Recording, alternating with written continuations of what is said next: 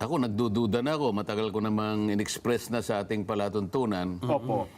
kung yung ginagawa ng aking mga kasamahan na bumubuo ng Quadcom ay pinapayagan pa ng ating mga batas. Okay. Kung pag-uusapan na yung legality ng kanilang ginagawa, meron akong gustong sabihin sa inyo na isang desisyon Opo. ng Korte Suprema na may kinalaman sa sinasabi natin na legal pa kaya o tama pa kaya, nasa hulog pa kaya yung ginagawa ng Quadcom. Aha. Okay. Kasi ganito yung sinasabi sa isang desisyon dyan, ano? Opo. Jurisprudence po yan. No? English lang ito, medyo pagtyagan nyo ng intindihin, Nelson. Ano? Opo. Opo.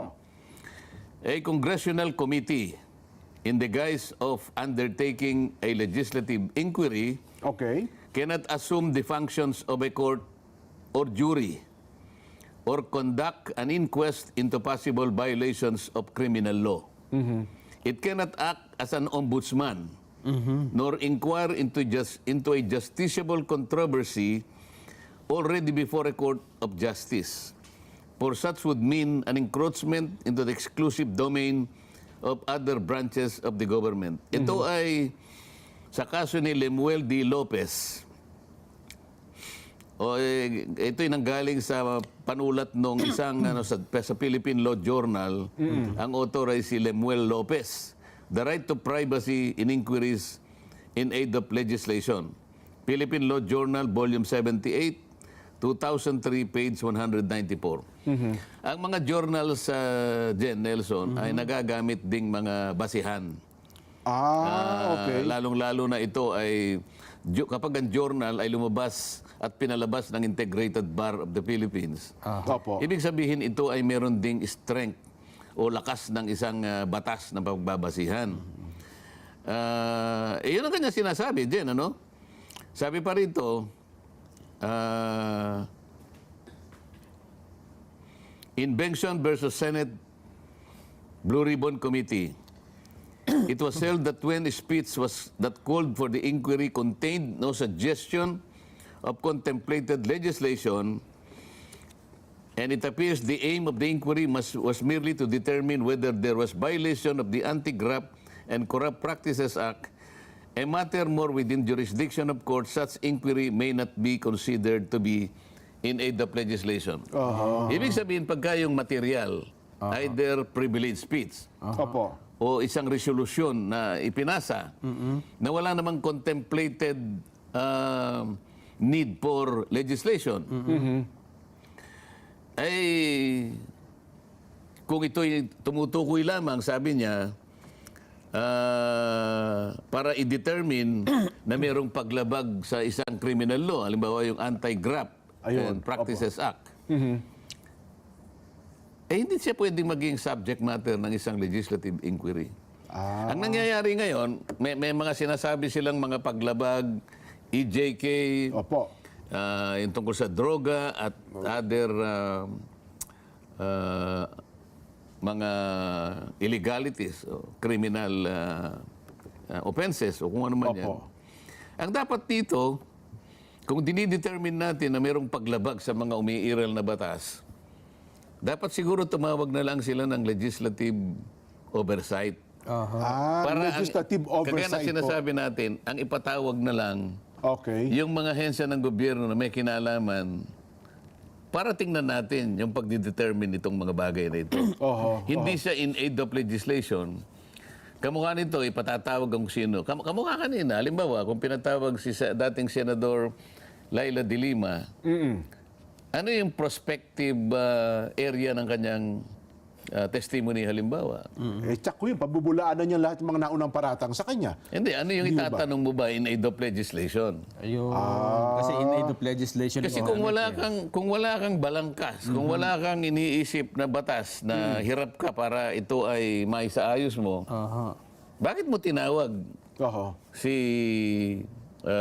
Dating Senador Laila de Lima? Kaya siya pinatawag, maring makatulong siya sa batas na iniisip mo na nakaporma na pero hindi mo makumpleto. Di ba? Opo. Yun ang sinasabi natin.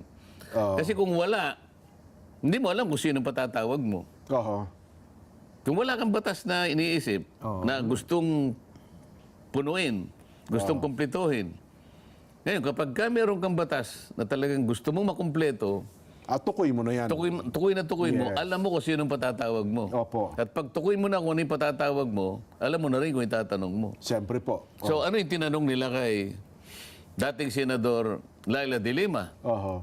Well, ako kung hindi ko napanood ng buo yung pahayag niya, pero doon sa kanyang paunang pananalita, ay parang gusto lang niya patunayan na ang lahat ng paratang sa kanya at mga naunang pahayag sa kanya, laban sa kanya noong panahon na yon, lalo ni Kerwin Espinosa, ay lahat yun ay parang hindi totoo. Bakit Wala kailangan katunayan niyang yun. humarap sa Quadcom? Siya ay acquitted naman. Oh, yun na nga po. Ano ba yung paliwanag na gusto niyang gawin doon? Ibig ba sabihin yung acquittal na nakuha niya mula sa korte ay hindi sapat? Kinakailangan i-validate pa ng Quadcom? Yun ba yun? Oho. Wala akong makitang dahilan kung bakit nandun pa siya. Tapos na acquittal di ba? Opo. Acquittal. Ibig sabihin, wala kang kasalanan. Tama po. O bakit ka harap sa Quadcom? Anong dahilan? Ang iginigit nila doon kung ay eto ay isang katunayan na noong panahon na may drug war ang dating Pangulong Duterte, kahit sino ay pwede nila ipakulong. At saka merong extrajudicial Aside killings. from EJK, may So, pinapakulong. ano nga yung nag-guide sa atin na batas? Asan ang legislative purpose? Yun nga po. Kasi pwede kang mag-isip ngayon, saan papunta na naman ito? Di ba? Opo. Ibig mo ba sabihin, pagkatapos mo halimbawa mapagtanong lahat ang mga taong humarap sa iyo, doon ka pa lamang makakaisip ng panukalang batas? Hindi ganun yun, baligtad yun Opo. Hindi ganun yun. Kinakailangan meron ka nang nakaamba, meron ka nang nakabalangkas na panukalang batas na gusto mo na lamang na ayusing mabuti sapagkat iniisip mo yung kondisyon na maaring tamaan ng batas mo, ano ang consequence ng batas ko kapag ito ay naisa batas na. Ayun. Kaya kakailanganin ko yung pakikipag-ugnayan ng mga tao na may kinalaman dito. Dahil yung epekto ng batas, yung sirkumstansya, mag-iiba Oho. dahil sa batas ko. Ayun. Para ngayon, pag nalaman ko yung consequence, dito ko na lang dito ko ngayon i-redirect ang aking batas. Oho. Kung wala kang ganon, bakit ka tatawag bigla? Oo nga, no? Lalong-lalo na, papatibayan ba nung dating senador na, ako po'y walang kasalanan talaga kaya ako humarap sa iyo. Para saan? Para ano pa? Para yung malinis na pangalan niya, lilinisin pa niya siguro kasi acquitted na nga siya. Sa mga tweet, Oho. hindi siya ganap na malinis nung sabihin ng korte Well, na acquitted siya. parang ganun ang nangyayari ko kasi kinakailangan pa yung linisin ng Quadcom. Hindi nga, kaya nga sinasabi ko sa iyo, Opo. hindi ko na makita yung direksyon ng Quadcom. Sa ngayon, sa ginagawa nila. At kung ipatatawag nila ang dating Pangulong Rodrigo Duterte, ano naman kaya ang may kukontribute ng dating Pangulo kung sa mga batas, kung may mga batas man na nais silang ilimbag o gawin? Alam mo, binabasa ko rin yung rule ng meron kaming Opo. rules of procedure governing investigation in aid of legislation. Okay. Ito ay published rules Oho. merong isang section diyan. Aha. Kung hindi ako nagkakamali, section 13 yata yun. Kapag binasa mo yung second paragraph, sino man kanya ang na-mention na pangalan sa mga pagdinig. Opo. Ayan. Basta kapag ikaw ay na-mention, ikaw ay Nabanggit yung pangalan mo. nabanggit Opo. ang pangalan mo sa mga pagdinig. At ninanais mong ikaw mo magpaliwanag sapagkat ang karakter mo o kaya yung reputasyon mo ay nasira, makipag-communicate ka. Makipag-communicate ka sa COMSEC Opo. para malaman namin kung gusto mong mag-testify. Pwede pala yun. Kapag alam niya, nabanggit ang pangalan niya, at sa palagay niya yung kanyang reputasyon at karakter ay adversely affected. Opo. So lahat ng pupunta doon, nabanggit ang pangalan dito, hindi. Nabanggit ba yung pangalan ng mga tinatawag ngayon? Hindi naman Kahit sino na lang ang pinatatawag, doon ako nagtataka. Opo. Ang pinatatawag lang, lahat ng nabanggit sa mga pagpapatawag na pagdinig. Halimbawa din, ikaw nabanggit, o kaya si Nelson. Opo. Sa palagay mo, medyo naapektuhan ang iyong kredibilidad, ang Oo, iyong pangalan, opo. ang karakter mo, o kaya reputasyon mo. Susulat ka ngayon. Gusto ko pong Magpaliwanag. mag-testify dyan. Tumistigo. Para siguro linisin mo yung pagkakasabi sa'yo, pagkakabanggit ka. Hindi po ganun eh. Oh, okay. Paano kung iniisip ko halimbawa ikaw, Jen, Opo. doon sa pagdinig naman na kung saan nabanggit ang pangalan mo, alam mo namang hearsay lang. Aha. Opo. Alam mong hindi naman na-damage yung pagkatao mo. Ibig sabihin, kahit hindi ka na pumunta. Kasi sinasabi, yun lamang sa palagay nila ay naapektuhan, na-adversely naapektuhan ng kanilang karakter o reputasyon. Kung ang palagay mo naman, hearsay lang naman yan eh. Opo. Pwede hindi mo napuntahan. Nakalagay doon kasi, those whose name has been mentioned, have been mentioned, and who feels like their character or reputation were adversely affected. Kung palagi mo hindi ka naman na-affected, ba't ka pupunta ron? Ang problema kung inoobliga gaya sa nagpapile ng motion. Hindi nga ganun eh. Nakalagay sa Section 13, basahin mo yun eh. Oo. Lahat pinatatawag eh. Oo. In aid of legislation, tama lamang sana sapagkat power yun ng Congress. Yes. Pero merong limitation. Ang sinasabi doon, kaya ka lang tatawag in contemplation of completing a piece of legislation. Kaya kailangan nandun ka agad yun. Kasi nga, kaya mo hindi makumpleto, gusto mong malaman, teka muna, kailangan malaman ko kung ano yung epekto nitong gagawin kong batas na to. Opo. Ito'y para sa ganito. I want to know. Ano yung magiging kapakinabangan, ano yung hindi magiging kapakinabangan, anong magiging negative nito. Nako. So, kailangan meron ka ng batas. Kung wala, tatawagin mo sila, parang mali. Mali nga pala yun. Di ba? Hindi, ang nangyayari kasi kung pag nag-motion, Your Honor, na si Jen Subarjag at Nelson Lubaw ay ipatawag dito pag hindi dumalo. Nako, contempt ko kayo. Ini-ignore ninyo, binabaliwala ninyo ang imbitasyon ng Quadcom. Yun po ang nangyayari palagi. Hindi nga ganun eh. Ang ganun Hindi ba? nga ganun. Meron kang puwersa na ipatawag mo sila. Oo. Ngunit ang mahigpit na limitasyon, Opo. meron ka ng panukalang batas. Kasi kaya pupunta doon, kailangan mo ng impormasyon. Yun ay auxiliary, yun ay essential requisite nung karapatan tumawag ka. Nung karapatan tumawag ka ng inquiry, kinakailangan dumating sila. Yung coercive power, nasa sayo. Opo. Pero ang limitasyon, kailangan may kaugnayan sa paggawa ng batas. Kaya nga in aid of legislation. Yun. Di ba? Kung hindi, lahat na lang ipatatawag mo. Para saan? Yun ang tanong eh. Kaya nga doon sa mga ibang jurisprudence, pati yung rule of pertinency nakalagay eh. At pagkatapos, yung karapatan ng taong haharap sa'yo ay dapat maproteksyonan. Meron din pala. Ayan yung karapatan. Ang daming constitutional rights dyan. The right to privacy, the right against self-incrimination. Pero kapag pinilit siyang sumagot, pipilitin siyang sumagot. Kapag ayaw niya sumagot, ikukulong siya. Saan ka naman nakakita gaya na sinasabi na natin noong nakarang araw? Nagpapatulong ka lang. Nung ayaw niya sagutin kasi personal namang masyado, ikukulong mo yung tao.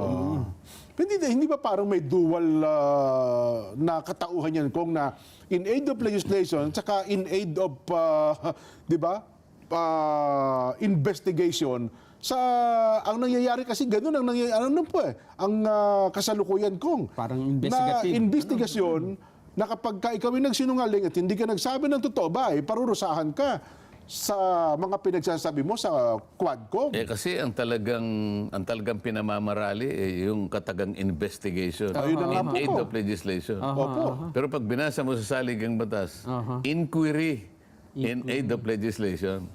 So mag-i-inquire ka dapat. Inquiry lang. Oo, Inquiry in aid of legislation. Kasi tatanungin mo siya. Pero yung konsepto na nagiging investigasyon na talaga eh. Kaya para kahit hindi tama, mukhang pinalawak yung konsepto ng investigasyon, parang piskal na eh. Kaya nga parang case build-up kong no? Hindi ba? Opo.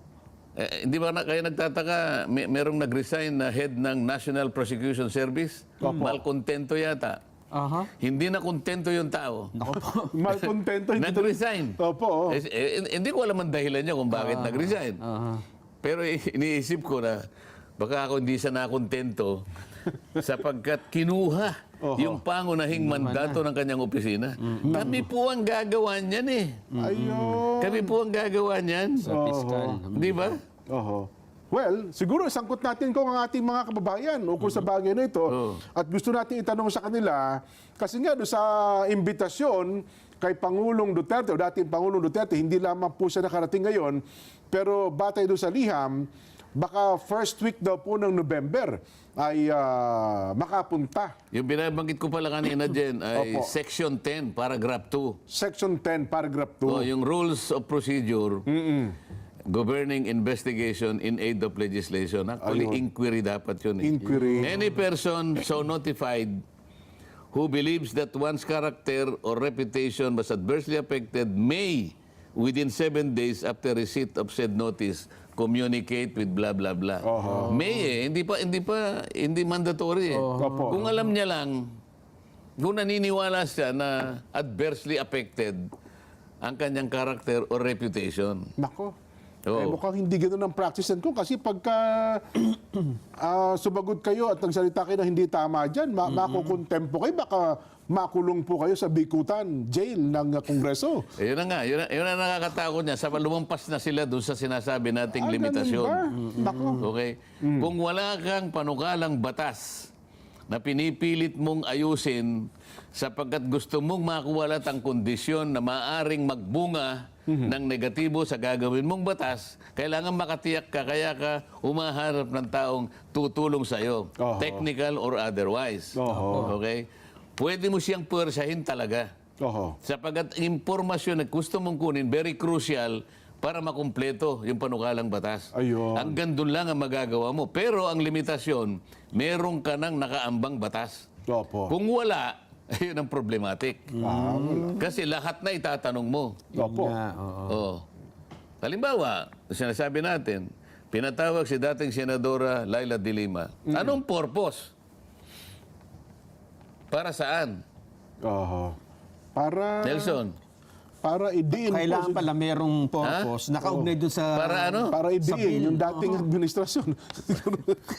Well, hindi pala pwede yun, kami no? gumagawa ng ganun eh. Ganun ba? Hindi kami, yung sinasabi nga, hindi prosecution eh. Oo nga, no. Ay, kasi nga naman, Nagagawa lang kami ng batas. kasi ang pagdinig mo ngayon sa Quadcom ko tinatalo na po nila ngayon ang telenovela. Yung pinakamarami na pong taga-subaybay ngayon sa... Ay, nako. Anyway, latag po namin. Ang ating magiging tanong, dapat bang pagbigyan